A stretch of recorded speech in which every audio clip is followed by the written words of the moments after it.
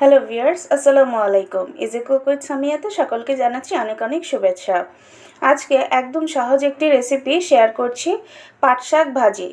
হ্যাঁ বন্ধুরা, খুবই সহজ রেসিপি, কিন্তু কিভাবে একদম সবুজ রং ঠিক রেখে পাট শাক ভাজি করতে হবে আর স্বাদও হবে একদম অতুলনীয়, সেটাই শেয়ার করছি। তো প্রথমে আমি শাকগুলোকে ধুয়ে তারপর একটু ছোট ছোট করে কেটে নিয়েছি। অনেকে চাইলে নাও কাটতে পারেন, আস্তই রাখতে পারেন। তারপর দিয়ে দিচ্ছি পরিমাণ মতো তেল। তেলটা একটু গরম, এরপর দিয়ে দিব এখানে আস্ত শুকনো মরিচ। শুকনো মরিচটা দেওয়ার ফলে ভাজি থেকে সুন্দর একটা ফ্লেভার আসবে, এর জন্য শুকনো মরিচটা ব্যবহার করছি। তারপর একটু সময় ভেজে নেব, তারপর দিয়ে দেব বেশ অনেকটা রসুন কুচি। পাট শাক ভাজিতে পেঁয়াজ, রসুন এবং কাঁচামরিচের পরিমাণটা যত বেশি হবে শাক ভাজিটা খেতে ততই সুস্বাদু হবে। দিয়ে দিলাম রসুন, এখন দিয়ে দিচ্ছি পেঁয়াজ কুচি। এবার পেঁয়াজ ও রসুনটাকে একটু ভাজা ভাজা করে নেব। তো নাড়াচাড়া করে একটু ভেজে নিলাম। এরপর দিয়ে দিব আমি এখানে কাঁচামরিচ। কাঁচামরিচও অনেকটুকুই দিয়েছি, আপনারা আপনাদের ঝালের ফ্লেভার অনুযায়ী কম বা বেশি করে নিতে পারবেন।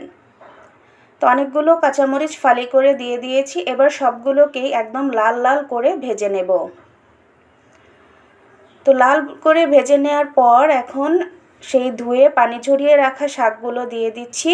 পাট শাক রান্নার সময় খেয়াল করবেন শাকে যেন একদমই পানি পানি না থাকে, একদম শুকনো ঝরঝরে হয়। তারপর শাকগুলো দিয়ে দেওয়ার পর একটু নেড়ে নিচ্ছি। শাকগুলো যখন একটু কমে আসবে সেই পর্যায়ে আমি লবণ দিয়ে দিচ্ছি। লবণের পরিমাণটাও খেয়াল করে দেবেন যে কোনো শাক রান্নার সময়, কারণ শাক কিন্তু কিছুক্ষণ পরেই একদম কমে আসে। এবার লবণ দেওয়া হয়ে গেলে একটু উল্টে পাল্টে নেড়ে নিচ্ছি। এই শাক ভাজিটা করতে সর্বোচ্চ 5 মিনিট সময় লাগে। 5 মিনিটের বেশি কোনোভাবেই এটা রান্না করা যাবে না, এতে করে শাকগুলো একদম মচমচে হয়ে যায়, শক্ত হয়ে যায়, খেতে ভালো লাগে না। তো রান্না করতেছি আমি হাই ফ্লেমে। আপনারাও চেষ্টা করবেন যে কোনো শাক ভাজি একটু হাই ফ্লেমে করার। এখন একটি নাড়াকাঠি বা খুন্তি দিয়ে শাকগুলোকে অনবরত নেড়ে একটু ছড়িয়ে ছড়িয়ে দিচ্ছি, কারণ পাট শাকগুলো একটু দলা পেকে থাকে, সেজন্য এই প্রসেসটা ফলো করতে হবে। তো দেখতেই পাচ্ছেন আমি কিভাবে শাকগুলোকে ছড়িয়ে ছড়িয়ে দিচ্ছি।